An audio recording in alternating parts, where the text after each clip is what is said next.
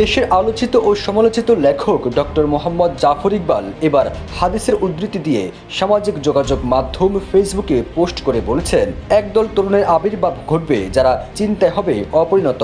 তারা সুন্দর সুন্দর কথা বলবে কিন্তু করবে সবচেয়ে ঘৃণ্য কাজ। তারা এত বেশি ধর্ম পালন করবে যার কাছে মুসলমানদের ইবাদত তুচ্ছ বলে মনে হবে।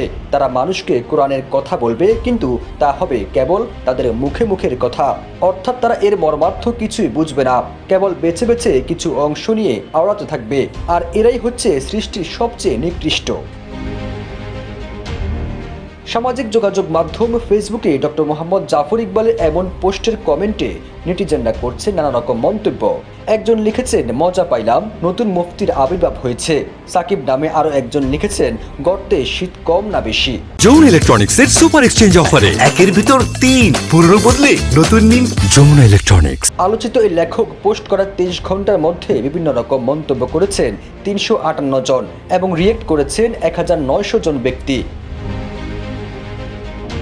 সোমবার অমর একুশে বইমেলায় জয় বাংলা স্লোগান দেওয়াকে কেন্দ্র করে সহিংসতার ঘটনা ঘটে, যা কিছুক্ষণ পরে ভারতীয় একটি মিডিয়া জঙ্গি হামলা বলে সংবাদ প্রকাশ করে।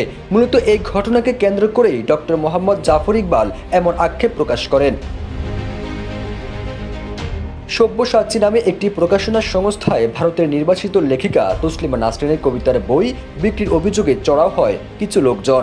এর আগে ওই প্রকাশনী কর্তৃপক্ষকে হুমকি দেওয়া হয়েছিল বলেও অভিযোগ রয়েছে। সোমবার 21শে বইমেলা একদল ব্যক্তি সব্যসাচী প্রকাশনীর ওপর চড়াও হয়।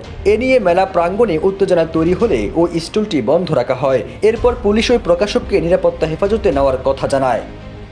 ফিরোজ আলম, জয় দিন।